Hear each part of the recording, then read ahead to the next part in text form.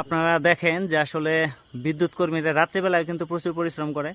আজকে আসলে একটু সমস্যা হয়ে গেছে, এখানে জাম্পারিংটা আউট হয়ে গেছে সেকশনের। তো সেকশনে জাম্পারিংটা আউট হওয়ার পরে হয়তো গ্রাহকরা বুঝতে পারে নাই, যার কারণে জানাইতে একটু ভুল করছে আর কি, দেরিতে জানানো হয়েছে। তো আমরা তারপরেও গ্রাহক সেবা দেওয়ার স্বার্থে রাত্রিবেলায় চলে আসছি, যাতে গ্রাহকরা সঠিক বিদ্যুৎ পায় এবং তারা নিশ্চিন্তে রাত্রি যাপন করতে পারে। আসলে একটা বিদ্যুৎ কর্মী কখনোই চায় না যে সে ইচ্ছাকৃতভাবে লাইন বন্ধ রাখতে, যেহেতু এখানে মোটামুটি 1500-2000 গ্রাহক বন্ধ থাকবে। তো সেটা মাথায় রেখে আসলে আমরা চলে আসছি, যাতে করে তারা সবাই বিদ্যুৎ পায় এবং আমাদের জন্য দোয়া করে। তো আমরা আসলে আমাদের কর্তব্য পালন করার চেষ্টা করি। অনেকে হয়তো মনে করেন যে আমরা মনে হয় রাত্রিবেলায় অভিযোগ দিলে আসি না বা এরকম, তো আসলে বিষয়টা ভুল ধারণা।